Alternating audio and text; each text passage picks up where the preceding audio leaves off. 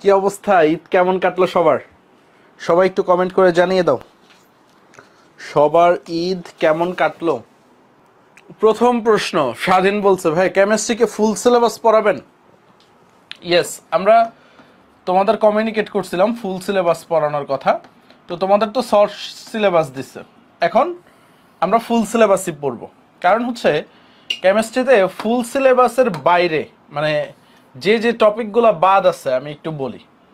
Full syllabus versus short syllabus, মানে কেমিস্ট্রির ক্ষেত্রে সিচুয়েশনটা একটু ভিন্ন। তোমাদের একটু বলি, কেমিস্ট্রির ক্ষেত্রে ফুল সিলেবাসটা সেফ।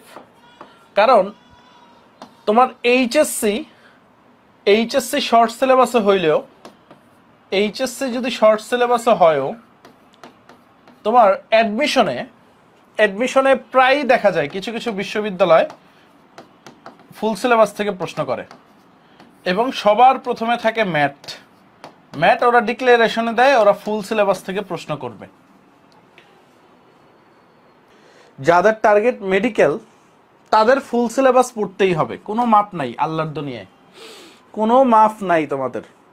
আচ্ছা, তারপরে দেখা গেছে ডিউ বলো, তারপর হচ্ছে বুয়েটে শর্ট ফুল নিয়ে ঝামেলা করে না, বুয়েটে শর্ট বলে শর্টই নেয়।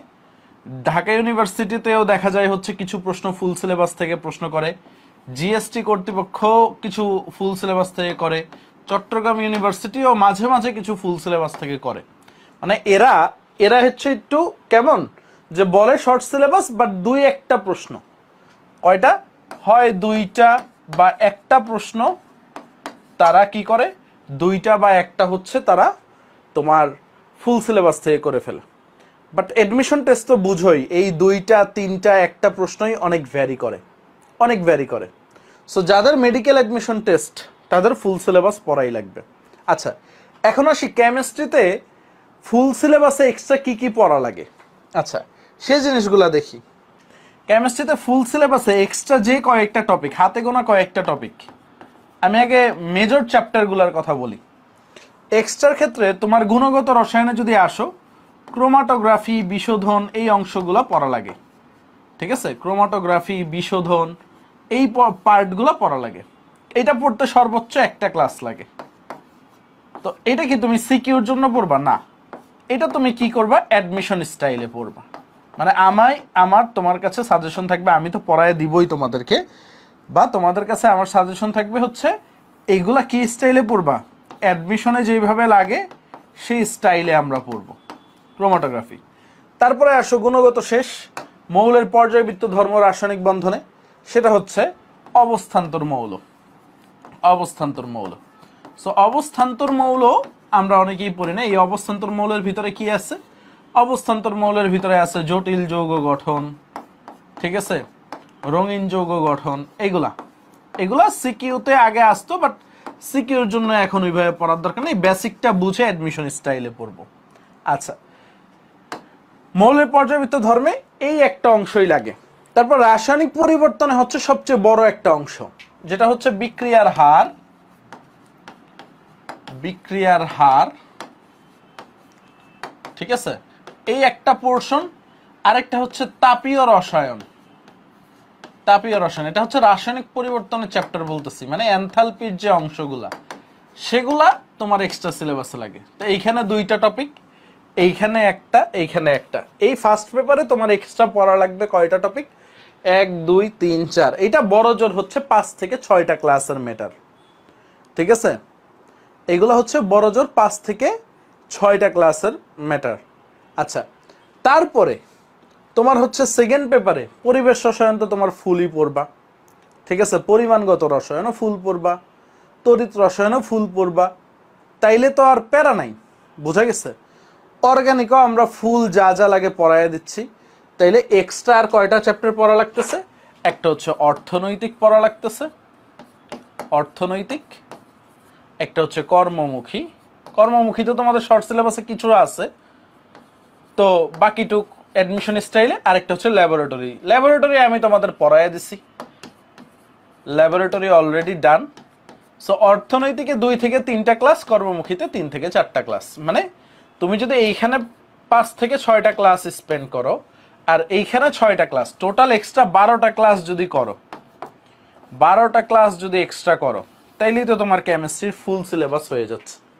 বুঝা গেছে? এখন ডিসিশনটা তোমার, ঠিক আছে? ডিসিশনটা তোমার, তুমি শর্ট পড়বা না ফুল পড়বা। ফুল পড়লে লস নাই, শর্ট পড়লে তোমার মনে একটা ভয় থাকবে। এটা হচ্ছে কেমিস্ট্রির। অন্য সাবজেক্টের ক্ষেত্রে তোমার হচ্ছে বড় ডিসিশনটা নেওয়া লাগে, কেমিস্ট্রির ক্ষেত্রে এত বড় ডিসিশনটা নেওয়া লাগে না, ঠিক আছে? কেমিস্ট্রির ক্ষেত্রে এত বড়, ঠিক আছে, ডিসিশন নেওয়া লাগে না। তোমাদের জন্য আমি একটা গাইডলাইন দিই, দাঁড়াও। সেটা কি, তোমরা হচ্ছে কেমিস্ট্রিটা কিভাবে গুছাবা বা কেমিস্ট্রি কেন দরকার। আমি বলি যে কোনো জায়গায় তোমরা তো টুকটাক এই যে 22 ব্যাচের ভাইয়া আপুরা, 22 ব্যাচের ভাইয়া আপুরা যে অ্যাডমিশন টেস্ট দিল, সবার মুখে একটা কমন কথা শুনছো কিনা যে ভাইয়া কেমিস্ট্রি প্রশ্নটা অনেক সোজা হয়েছে, শুনছো কিনা? মানে আমরা যখনই পোস্ট করছি বা যখনই হচ্ছে জানাইছি, সবার মুখে একটা কমন প্রশ্ন যে কেমিস্ট্রি সোজা হয়েছে। এটা আজকে কালকের কথা না, এটা হচ্ছে বিগত 20 বছর ধরে এটা হয়ে আসতেছে। তোমাদের বেলাও এমন হবে। কেমিস্ট্রি সব জায়গায় ইজি প্রশ্ন হয়। আমি আবারও বলতেছি, আমি আজকে তোমাদের কনফিডেন্স বিল্ড আপ করব। কেমিস্ট্রি বাংলাদেশে যত ধরনের পরীক্ষা হয়, এইচএসসি বলো, অ্যাডমিশন বলো, সব জায়গায় কি হয়, কেমিস্ট্রিতে ইজি প্রশ্ন হয়। এখন এই ইজি কোয়েশ্চেন হয় দেখে কি আমার কেমিস্ট্রি কম পড়া লাগবে? কখনোই না, এইটা আরো বেশি পড়া লাগবে। কারণ হচ্ছে এই কেমিস্ট্রি সাবজেক্টটা হচ্ছে তোমার যে কোনো জায়গায় একটা হাতিয়ার হিসেবে কাজ করে। একটা যোদ্ধার মেইন অস্ত্র কি থাকে? তার তলোয়ার, ঠিক আছে? এছাড়া ব্যাকআপ কিছু অস্ত্র থাকে, বাট মেইন অস্ত্রটা হইতে হয় কি সবচেয়ে বেশি মজবুত। মেইন অস্ত্রটা কি হইতে হয়? সবচেয়ে বেশি মজবুত। সবচেয়ে বেশি মজবুত না হইলে তুমি যুদ্ধে লড়াই করতে পারবে না। কেমিস্ট্রিটা হচ্ছে তোমার মেইন অস্ত্রের মতো। মানে এইখানে সম্ভব হইলে 98% থেকে 99% মার্ক তোলা যায় যে কোনো অ্যাডমিশন টেস্ট। অ্যান্ড এই মার্কটা দিয়ে অন্যগুলাতে ব্যাকআপ দেওয়া যায়। অন্যগুলাতে কি করা যায়? ব্যাকআপ দেওয়া যায়। যেমন হচ্ছে ফিজিক্স, ধরো একটা অ্যাডমিশন টেস্ট, তুমি হচ্ছে ঢাকা ইউনিভার্সিটির অ্যাডমিশন টেস্টে আসো বা তুমি বুয়েটের অ্যাডমিশন টেস্টে আসো, ঠিক আছে? ধরো ঢাকা ইউনিভার্সিটির অ্যাডমিশন টেস্টে যদি আমরা কথা বলতে চাই, এখানে 60 মার্ক, ফিজিক্স 15, মেডিকেলটাও বলি, দাঁড়াও মেডিকেলটাও বলি, ফিজিক্স 15 এমসিকিউ, কেমিস্ট্রিতে 15টা এমসিকিউ, ম্যাথে 15টা এমসিকিউ, বায়োলজিতে 15টা এমসিকিউ। আচ্ছা, তো দেখা যায় কি স্টুডেন্টদের ক্ষেত্রে যারা টপ করে তাদের ফিজিক্স আর ম্যাথে একটু কম মার্ক থাকে কেমিস্ট্রি আর বায়োলজির তুলনায়। দেখা যায় কেমিস্ট্রিতে 15 তো 15ও পায় অনেকে, বা 14ও পায়। বায়োলজিতে দেখা যায় 15 তো 15ও পায়, 14ও পায়, 13ও পায়। বাট সেই তুলনায় দেখা যায় ফিজিক্সে দেখা যায় 10 অথবা 11 আসে মার্ক, ম্যাথে আসে 9 অথবা 10 মার্ক। দেখো আমরা যদি যে কোনো একটা ক্যালকুলেশন করি, দেখো ফিজিক্সে যদি 11 হয়, খেয়াল করো, তোমার ফিজিক্সে যদি 11 মার্ক হয়, ম্যাথে যদি 10 মার্ক হয়, 11 আর 10 কত? 21। সেই তুলনায় দেখো এইখানে যদি 14 হয় আর এখানে যদি 14 হয়, মার্ক কত? 28। দেখো ফিজিক্স, কেমিস্ট্রি আর বায়োলজিতে তোমার কি হচ্ছে? সবচেয়ে বেশি মার্ক ক্যারি করা যাচ্ছে। আর যে কোনো জায়গায় হচ্ছে চান্স পাওয়ার জন্য এই কেমিস্ট্রি হচ্ছে বলা যায় হচ্ছে মার্ক মেশিন। ঠিক সেম ভাবে তুমি যখন মেডিকেল অ্যাডমিশন টেস্টে যাবা, দেখবা কেমিস্ট্রিতে এত সহজ প্রশ্ন হয় যে হাজারি স্যারের কথায় আছে, লাস্ট 2 বছর ধরে দেখা যাচ্ছে হাজারি স্যারের অনুশীলনেই যদি পড়া যায় স্টুডেন্টরা, তখনই তাদের মানে 23টা 22টা কমন পড়ে যায়। হাজারি স্যারের অনুশীলনী পড়ে গেলেই দেখা যায় কেমিস্ট্রিতে 23টা বা 24টা কমন পড়ে। এর মানে কি কেমিস্ট্রি তুমি কম পড়বা? কেমিস্ট্রি সহজ সাবজেক্ট না। এটা দিয়ে তোমাকে মার্ক তোলার সুযোগ দেয় পরীক্ষার কর্তৃপক্ষ, বা ভর্তি পরীক্ষার যে কর্তৃপক্ষ আছে তোমাকে কি করে? এটা দিয়ে মার্ক তোলার সুযোগ দেয়। বুঝতে পারছো? সো এটা হচ্ছে কেমিস্ট্রির গুরুত্ব। এখন হচ্ছে কেমিস্ট্রিটা কিভাবে পড়লে ভাইয়া ভালো করা যায়, সবার একটা কমন প্রশ্ন, বা হচ্ছে অনেকে দেরিতে শুরু করছো তাদের ক্ষেত্রে কি করার। তার আগে আমি একটু বলে নেই, যারা হচ্ছে এমন কিছু স্টুডেন্ট আছো যে হচ্ছে যারা অনেক পিছিয়ে আছো, যারা পিছিয়ে আছো তারা কিভাবে রিকভারি করবে, রিকভারি প্রসেস। আমি আমার একটা গল্প বলি। আমিও তোমাদের অনেকের মতো এইচএসসি লাইফে অনেক পিছিয়ে ছিলাম। প্রায় এই সংখ্যাটা এইচএসসিতে ক্লাস যেদিন শুরু হয়েছে, এইচএসসির ক্লাস যেদিন শুরু হয়েছে আমার, সেই ক্লাস স্টার্ট ডেট থেকে প্রায় 3 থেকে 4 মান্থ আমি পিছিয়ে ছিলাম। এখন কেন পিছিয়ে ছিলেন? তোমাদের যেমন কাহিনী, আমারও সেম কাহিনী। Friend circle. কি কাহিনী বাবা? ফ্রেন্ড সার্কেল, আড্ডা, চিল, এইগুলাতে বেশি মগ্ন হয়ে গেছিলাম। এসএসসিতে অনেক ভালো একটা মার্ক আসছিল। এসএসসিতে দেখা গেছিল হচ্ছে জিপিএ 5 পাইছিলাম, আলহামদুলিল্লাহ। তো ওই যে একটা ডানা গজাইছিল, এরপরে মনে হয়েছিল হচ্ছে আমি মনে হয় অনেক মেধাবী স্টুডেন্ট, অনেক ভালো স্টুডেন্ট। আমি তো 2-4 দিন পড়লে, বা এসএসসিতে যেমন হচ্ছে শেষের কয়েকটা দিন পরে, 3-4 মাস পরে একদম কোপ দিছি, এইচএসসিতেও মনে হয় এমন হয়ে যাবে। এরকম হচ্ছে দেখা গেছে 3 থেকে 4 মাস বা 5 মাস কিভাবে যে চইলা গেছে চোখের পলকে। মানে মনে হয়েছে সেই দিন কলেজে ভর্তি হয়েছি, ডেলি আসি, চিল করি, চলে যাই। সো যারা এরকম পিছায় আসো তারা কিভাবে রিকভারি করবা? আসলে তোমাদের জন্য একটা হোপ দেই।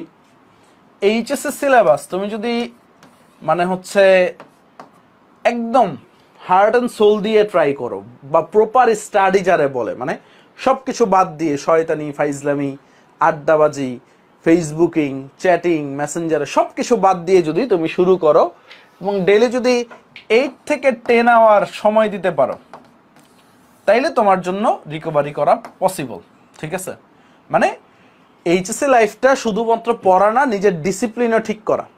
যত ডিসিপ্লিনে তুমি স্ট্রং থাকবা, যত তুমি ডিসিপ্লিনে স্ট্রং থাকবা, তত কি হবে, তত হচ্ছে তোমার রিকভারিটা দ্রুত হবে।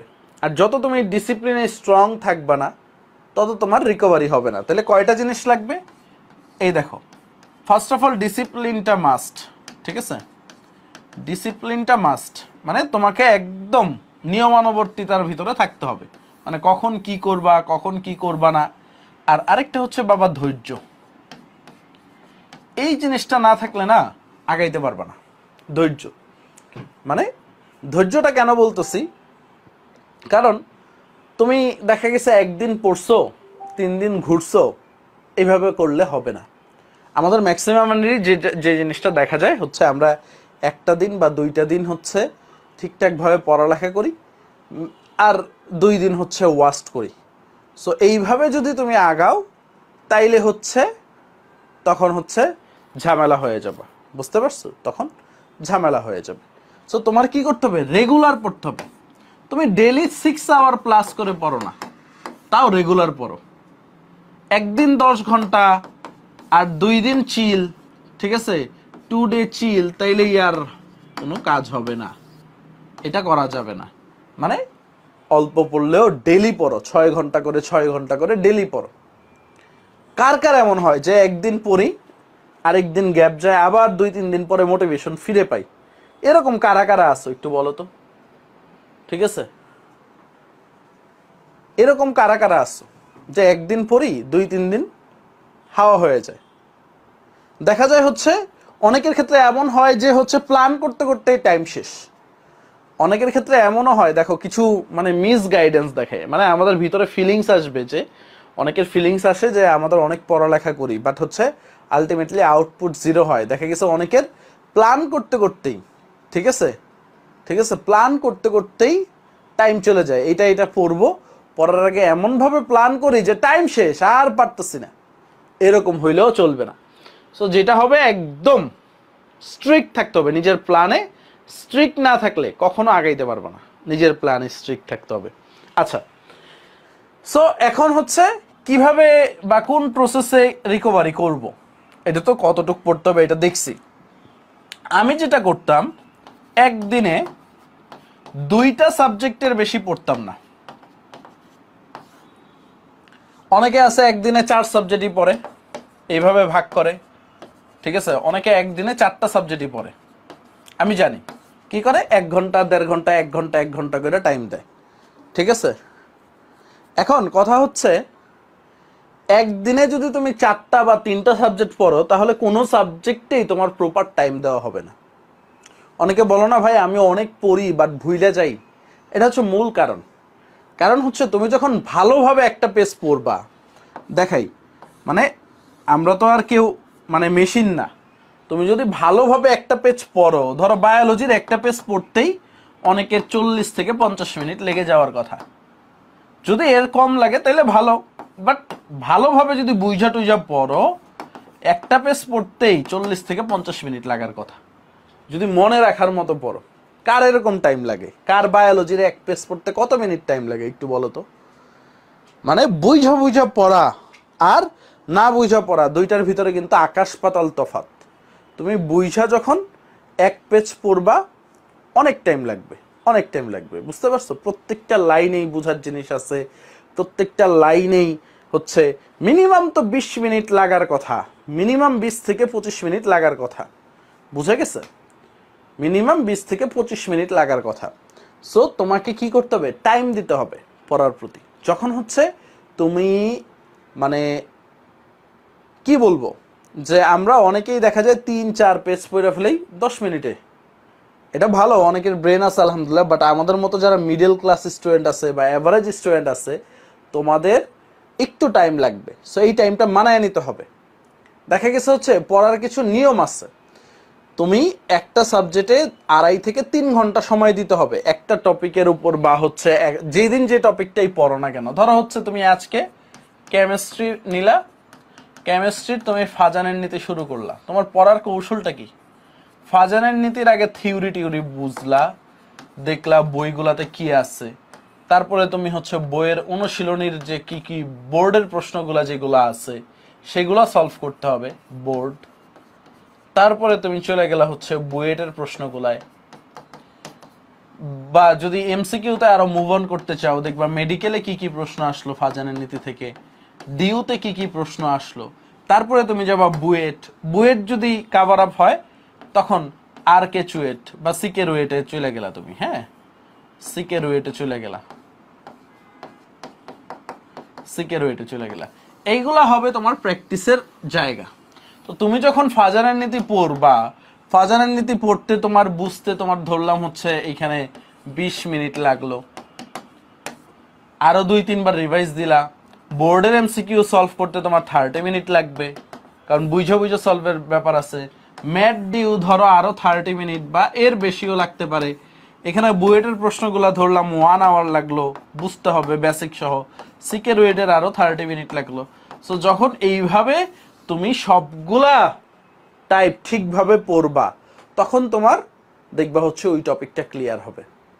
আর দেখা গেছে হচ্ছে তুমি নীতিটা পড়ে রাইখা দিলা, 2-4টা এমসিকিউ প্র্যাকটিস করলা, তাইলে তোমার জীবনে মনে থাকবে না। বেশি দিন মনে রাখার জন্য বেশি বেশি যেটা করা লাগবে সেটা হচ্ছে প্র্যাকটিস। আর একটা জিনিস, আমারও এই প্রবলেমটা হইতো, আমারও মনে থাকতো না, বা হচ্ছে আজকে পড়ছি কালকে ভুলে গেছি। তো আমার ফ্রেন্ডের একটা কথা আমার গায়ে অনেক হিট করছিল, মানে আমার ওইটা অনেক মোটিভেশন জাগাইছিল। আমার একটা ফ্রেন্ড ছিল, রিয়াদ নাম, ও মনে হয় কুষ্টিয়া মেডিকেল বা এরকম কোনো একটা মেডিকেলে পড়তো। সো ও আর আমি কোচিং শেষে বাস দিয়ে একসাথে যাতায়াত করতাম, ও আর আমি কোচিং শেষে বাস দিয়ে একসাথে যাতায়াত করতাম। ও আমি সায়েন্স ল্যাবে কোচিং করতাম, তো ওর বাসা ছিল আজিমপুর, আমার বকশিবাজার, মানে আমার বকশিবাজার বা মেডিকেলের এখানে নামতে হইতো। সো ওই যে ধামরাইয়ের বাসগুলো আছে বা বিভিন্ন লোকাল বাস ছিল, একসাথে উঠতাম, একসাথে গল্প করতে করতে যাইতাম। সো ওরে আমি বলতাম মামা যা পড়ি সবই ভুইলা যাই, কিচ্ছু মনে থাকে না, কাহিনীটা কি? তো ও আবার অনেক সিরিয়াস ছিল। এই কথা যদি তোমার 2 বন্ধুরে মানে একটা ভালো বন্ধুরে বলো, ও কিন্তু তোমার সাথে মজা নিবে, আরে বেটা আমিও তো ভুইলা যাই, বাট ও খুবই সিরিয়াস ছিল, মানে গাইডলাইন বা হচ্ছে ভালো কথাবার্তার দিক দিয়ে। সো আমারে বলতেছে, বন্ধু আমি একটা মোটিভেশন কাজ করে আমার, সেটা হচ্ছে আমি সবসময় ভাবি আমি এই পেজটা পড়তেছি বা এই পেজটার আমি টার্গেট নিছি 2টা পেজ পড়বো, হয়তো বা আমার অর্ধেক পেজ পড়া হইলো যে টাইমে টার্গেট নিছিলাম, বাট আমি সবসময় মাথায় এইটুক রাখি যতটুক পড়বো মনে রাখার জন্য পড়বো। মানে মাথায় যখন তোমার এইটা ঢুকে যাবে তখন তোমার মাথা অটোমেটিক থিঙ্ক করতে থাকবে আসলে এই টপিকটা মনে রাখার জন্য কি কি ওয়ে আছে বা আমি কিভাবে মনে রাখতে পারি। মানে তোমার ব্রেইনই কাজ করবে। দেখো না বইগুলোতে এত ছন্দ, এত ট্রিক্স, এগুলো তো কারো না কারো মাথা থেকেই আসছে না। যে লেখছে বই সব তারই, সব তার না। দেখবে এক একজন এক এক ভাইয়ের মাথা থেকে আসছে, সবাই ওইগুলা ইনপুট দিছে বইগুলাতে, তারপরে আসছে। না তো এই মনে রাখার ট্রিক্সগুলো আসতো না। সো অলওয়েজ একটা জিনিস মাথায় রাখবা, এটা লিখে রাখো বা তোমার টেবিলেও টানায় রাখো, যতটুকু পড়বো যতটুকু পড়বো মনে রাখার জন্য পড়বো।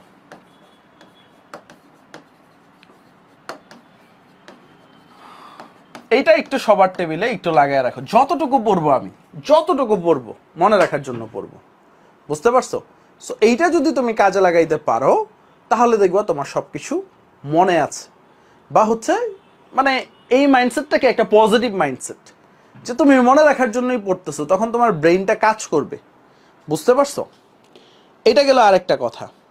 আর আরেক ক্যাটাগরি আছে যারা হচ্ছে পড়াই মন বসাইতে পারো না। মানে হচ্ছে ভাই আমি কোচিং করি, আমি কলেজে যাই। আরেকটা শ্রেণী আছে, আমি কলেজে যাই, আমি কোচিং করি, আমি অনলাইনে পড়ি, সবই করি, অনলাইনেও প্রাইভেট করি, সবই পড়ি, বাট নিজের পড়ার কোনো টাইম পাই না। এরকম ক্যাটাগরি কারা কারা আছে যে আমি সবই করি ভাই, কিন্তু নিজের জন্য যে পড়তে হবে বা নিজে যে পড়তে বসবো এই পড়ার টাইমটাই আমরা লাগাইতে পারি না। বুঝতে পারছো? ঠিক আছে, এই জিনিসটাই হচ্ছে মাথায় ঢুকাইতে পারি না। সো অনেকেই ভাবে আমরা পড়বো পড়বো পড়বো, বাট পড়তে বসতে পারি না। এদের জন্য বলবো তোমরা কিছু মোটিভেটিং কোট, ধরো যেগুলো মোটিভেশন জাগায় বা পড়তে হবে, পড়তে বসতে হবে, এইগুলা একটু তোমার ঘরের দেয়ালে বা আনাচে কানাচে লাগায় রাখো। যেমন হচ্ছে আমার একটাই টার্গেট ছিল যে আমি এইচএসসিতে যাই করি না কেন আমাকে মানে একটা পাবলিকে চান্স পাইতে হবে। মানে আমাদের সময় দেখা গেছে আমার বাবা আমাকে অনেক ফোর্স আপ করতো যে হচ্ছে বিসিএস ক্যাডার বানাবে, কারণ আলহামদুলিল্লাহ আমার বাবা একজন উপসচিব। সো তার টার্গেটই হচ্ছে ছেলেরা বিসিএস ক্যাডার বানাবে। তো সে আমারে মেডিকেলেও ফর্ম তুলতে দেয় নাই, বুয়েটেও ফর্ম তুলতে দেয়নি। তার কথা হচ্ছে একমাত্র হচ্ছে তোমার ঢাকা বিশ্ববিদ্যালয়ে চান্স পাইতে হবে। তার একটা আফসোস ছিল জীবনের যে সে ঢাকা বিশ্ববিদ্যালয়ে ভর্তি পরীক্ষায় হচ্ছে 20 মিনিট বা 25 মিনিট পরে পৌঁছাইছিল। তো তার ঢাকা বিশ্ববিদ্যালয়ে চান্স হয়েছিল, বাট ইসলামিক ইতিহাস আসছিল, এই কারণে আর ঢাকা বিশ্ববিদ্যালয়ে পড়ে নাই। পরে জগন্নাথ বিশ্ববিদ্যালয়ে বাংলা নিয়ে পড়ছিল। সো বাবার একটা আফসোস ছিল, সে ঢাকা বিশ্ববিদ্যালয়ে মানে মেইন মেরিট লিস্টে চান্স পায় না, ওয়েটিং থেকে চান্স পাইছিল। সো আমারে সে হচ্ছে ইয়াতেই পড়াবে, ঢাকা বিশ্ববিদ্যালয়েই পড়াবে। সো এইখান থেকে হচ্ছে বিশ্ববিদ্যালয়ের প্রিপারেশন, বাট আমি ঢাকা বিশ্ববিদ্যালয়ে অনেক সিরিয়াসলি নিচ্ছিলাম, কারণ আমাদের সময় তো এত অনলাইনও ছিল না বা হচ্ছে এত মোটিভেশন দেওয়ার মতো ভাইয়েরাও ছিল না। মানে আমি আবার ফ্যামিলির বড় ছিল, তো ওইভাবে সায়েন্সের দিক দিয়ে গাইডলাইন দেওয়ার মতো কেউ ছিল না, কারণ আমার ফ্যামিলি ব্যাকগ্রাউন্ডে সবাই আর্টসের ছিল। আমার বাবা আর্টস, আমার দাদারা যারা ছিল সবাই আর্টস, মানে হচ্ছে শিক্ষিত ফ্যামিলি, বাট সায়েন্সের দিক দিয়ে যে গাইডলাইন দিবে এরকম কেউ ছিল না। সো এই কারণেই আমার কিছু আপস অ্যান্ড ডাউনস ছিল। সো দেখা গেছে হচ্ছে তুমি হচ্ছে কিছু মোটিভেশন জাগায় তোমার ভিতরে এই ধরনের কিছু ওয়ার্ড লাগায় রাখবো। যেমন আমি খুব সুন্দরভাবে বড় করে আমার দেয়ালে একটা পোস্টার টানায় রাখছিলাম, অ্যাডমিশন লেখা। ঠিক আছে, অ্যাডমিশন লেখা। ঠিক আছে, এইটা হচ্ছে আমাকে অনেক মোটিভেশন দিত। তারপরে আরো কিছু কিছু মোটিভেশনাল কোট ছিল যে তুমি যা ঘুমিয়ে ঘুমিয়ে দেখো সেটা স্বপ্ন নয়, তুমি যেটা জেগে থেকে দেখো সেটা স্বপ্ন। ঠিক আছে, আবার উদ্ভাসের একটা ভালো কোট ছিল যে বিশ্বাস রেখো বুকের ভিতর, প্রত্যয় অনুভবে, স্বপ্ন জয়ের যুদ্ধে এবার সফল তুমি হবে। তো এই জিনিসগুলো না আমি মনে করতাম, তো যখনই মনে করতাম না মানে শরীরের গুজবাম্প হয়ে যেত, পশম টসম দাঁড়ায় যেত, তখন হচ্ছে মানে তখন পড়তে বসতেই হবে। আরো কিছু হচ্ছে দেখবা বিভিন্ন ফ্যামিলির কেউ কেউ তোমাকে কটাক্ষ করে। বুঝতে পারছো? যেমন আমার এক কাকি ছিল, ঠিক আছে নাম বলতেছি না, তো কাকি বলছিল হচ্ছে এসএসসি সময় বলছিল হচ্ছে ও কলে বলে নি পাস করতারে, ঠিক আছে। তো আবার হচ্ছে বলছিল হচ্ছে ঢাকা বিশ্ববিদ্যালয়ে যদি চান্স পায় তার হাতের ভিতরে বট গাছ জ্বালাবে। সো এরকম কথা কথা মানে ফ্যামিলির মানে যারা হিংসাত্মক ভাবে বলে, সো এইগুলোরও মোটিভেশনে মানে হচ্ছে এই নেগেটিভ কথাগুলোরেও না মোটিভেশনে পরিণত করবে না, তারা দেখাই দিতে হবে, চান্স পেয়ে দেখাই দিতে হবে। আচ্ছা, একজন বলছে হচ্ছে ইব্রাহিম মানে প্রশ্ন করছে, ভাই আপনি ডেইলি কত ঘন্টা পড়তেন? আসলে হচ্ছে এইটা হচ্ছে যে রেগুলার পড়ালেখা করে তা সে কখনো আস্ক করে না যে হচ্ছে কত ঘন্টা পড়তেন। মানে আমি একটু বলি, মানে প্রথম দিকে মানে যখন স্টার্ট করছি পড়ালেখা, প্রথম দিকে আমি 4 ঘন্টা করে পড়তাম, 4 ঘন্টা। তখনই আমার কাছে অনেক মনে হইতো। আমি আসলটা বলতেছি, 4 ঘন্টা পড়লেই যে এনাফ এমন না। তো তখন আমাকে যে গাইড করতো আমার স্যার সাইফুল স্যার ছিল, কয়েকদিন আগে দেখা করতে গেছিলাম ফেনীতে। তো আমি স্যারের কাছে গেছিলাম, আমি মনে করছিলাম তখন 4 ঘন্টাই অনেক। হ্যাঁ, স্যারের কাছে গেছি, স্যার জিজ্ঞেস করছে আমাকে কয় ঘন্টা করে পড়ো। আমি তো বুক টুক ফুলাই বলছি স্যার 4 ঘন্টা করে পড়ি, ঠিক আছে। স্যার তো বলতেছে ওই যে মারুফ সোহেল, মানে সোহেল আমার ফ্রেন্ড ছিল, ও বুয়েটে পড়তেছে, মারুফ জাহাঙ্গীরনগর ইউনিভার্সিটিতে। সো মারুফ সোহেল ওরা তো হচ্ছে ডেলি 8 ঘন্টা 9 ঘন্টা 10 ঘন্টা করে পড়ে, তোমার 4 ঘন্টা কিছু হবে নাকি? তারপরে হচ্ছে আমি আস্তে আস্তে বাড়াইলাম, তখন 6 ঘন্টা করে পড়ি দৈনিক। তারপর আস্তে আস্তে 8 ঘন্টা করে। তারপরে এমন গেল যে হচ্ছে মানে সারাদিনই প্যাসিভ বা ডিরেক্টলি আর ইনডিরেক্টলি, ঠিক আছে, পড়ার ভিতরেই থাকি। যেমন হচ্ছে শেষের দিকে সেকেন্ড ইয়ারে কলেজ অফ করে দিছি, মানে কলেজে একদম খুব জরুরি ছাড়া যাইতাম না, ঠিক আছে। এই কারণে কলেজে আমি প্রায়, আমার তো প্রাইভেট কলেজ ছিল, 13,000 না 17,000 টাকা জরিমানা দিছিলাম। এটা গুড প্র্যাকটিস না তোমাদের জন্য। আমার অনেক সিলেবাস বাকি ছিল, তাই আমি এই প্র্যাকটিসটা করছিলাম। আচ্ছা, তারপরে হচ্ছে মানে কলেজ, তারপরে হচ্ছে খাওয়া, ঘুম, গোসল, তারপরে প্রাইভেট, তারপরে এই যাতায়াতের যে সময়, এইটুক বাদে বাকি পুরোটা টাইমই পড়ার ভিতরে ছিলাম। আচ্ছা, কয়েকটা জিনিস আমি স্যাক্রিফাইস করছি, এটা আমি জানি না আদৌ ঠিক কি ঠিক না। যেমন হচ্ছে আমি এসএসসি পর্যন্ত ক্লাস 6 থেকে এসএসসি পর্যন্ত আমি আমার বাবা মায়ের একমাত্র সন্তান। তো বাড়ির যত কাজ ছিল, যেমন হচ্ছে বাজার করা, মানে মা টাকা দিত, বাজার থেকে বাজার করে আনতাম, দোকানে যাওয়া, ঠিক আছে, সবকিছু করতাম। বাট এই এইচএসসি লাইফে আমি সব বাদ দিছি, বুঝছো। মারে বুঝাই বলছি আমার কোথাও চান্স পাওয়া লাগবে, কারণ দেখবা তুমি পড়ার মাঝে যদি বাইরে যাও ডিস্ট্রাকশন আসবে। এটা যদি একান্ত সম্ভব না হয় বাদ দেওয়ার দরকার নেই, যদি সম্ভব হয় ঠিক আছে তখন বাদ দিতে পারো। যেমন হচ্ছে এই জিনিসগুলো আমার মনে হইতো কি, যে বাজারে যাওয়া, দোকানে যাওয়া, এটা করলে আমার ডিস্ট্রাকশন হয়, যে একবার দোকান থেকে ঘুরে আসলাম তো তখন দেখা গেছে হচ্ছে মানে আর পড়তে মন চায় না, বুঝতে পারছো। আমাদের সময় ফেসবুক এত জনপ্রিয় ছিল না, মানে জনপ্রিয় ছিল আর কি, ওই সুযোগ ছিল না, মানে টাচ স্ক্রিনওয়ালা ফোন ছিল না। আমার একটা বাটন ফোন ছিল, ওইটা দিয়ে ফেসবুক চালানো যাইতো। সো মানে এত সময় আর স্পেন্ড করতাম না ফেসবুকের পিছনে। সো বাজার, দোকান বা ঈদে কেনাকাটাও বাদ দিয়ে দিছিলাম ধরতে গেলে, হ্যাঁ, ঘুরতে যাওয়া সবকিছু বাদ দিয়ে দিছিলাম। সো এই জিনিসগুলা পারলে অ্যাভয়েড করলে ভালো। আর তোমাদের তো এখন হচ্ছে মানে ডিস্ট্রাকশনের অভাব নাই, যেমন ফেসবুক, তারপরে ইউটিউব। ফেসবুকে ঢুকলে এখন সবচেয়ে বড় ডিস্ট্রাকশন আমার কাছে যেটা মনে হয় সেটা হচ্ছে ফেসবুকের রিলস, ঠিক আছে। এই রিলসে ঢুকলেই ঠিক আছে যে মিউজিকালা ভিডিও আসে, ঠিক আছে। তো এই ফেসবুক রিলস যত অ্যাভয়েড করতে পারো, তুমি যদি পারো ফেসবুক লাইট চালাও, ঠিক আছে, তোমার যদি সম্ভব হয় পিসিতে ক্লাস করো। মানে ফেসবুক ডিস্ট্রাকশনের আরেক নাম। মানে আমি যে তোমার মোটিভেশন দিচ্ছি যে ফেসবুক চালায় না, আমি মানে এই ডিস্ট্রাকশনে ভুগি, ঠিক আছে। দেখা গেছে অনলাইনে কোনো একটা ভিডিও সার্চ দেওয়ার জন্য গেছি যে এটা কিভাবে হইলো, দেখি বাইরের দেশের এরা কিভাবে পড়াইছে, এটা ঢুকতে যাব, দেখা গেছে হচ্ছে চলে গেছি ফেসবুক রিলসে, মানে হচ্ছে ঘুইরা টুইরা আর কি তো মিউজিক, ঠিক আছে, কত ধরনের খাবারের ভিডিও, মানে সব দেখলে মনে করো হাই হুতাশ। মানে এটা যতটা অ্যাভয়েড করতে পারো, মানে ফেসবুকের ডিস্ট্রাকশনটা যতটা অ্যাভয়েড করতে পারবা তত ভালো, বুঝতে পারছো? ওকে, সো এই কারণে আমি সবাইরে আহ্বান জানাবো যারা ফেসবুকে আসো ওয়েব অ্যাপে শিফট হয়ে যাও। ওয়েব অ্যাপে শিফট হয়ে গেলে ভালো, কারণ ফেসবুক খুবই ডিস্ট্রাকটিভ, খুবই ডিস্ট্রাকটিভ। হ্যাঁ, আচ্ছা, একজন বলছে হচ্ছে ভাইয়া বুয়েট প্রিপারেশনের জন্য কি কি ইন্ডিয়ান বই লাগবে? নুরুন নাহার, কোনো বাইরের দেশের বই লাগবে না, ঠিক আছে? তুমি হচ্ছে এসিএস এর ইঞ্জিনিয়ারিং ব্যাচটাই পড়ো, এইখানে যে কন্টেন্ট দেওয়া হয় মোর দেন এনাফ, ঠিক আছে?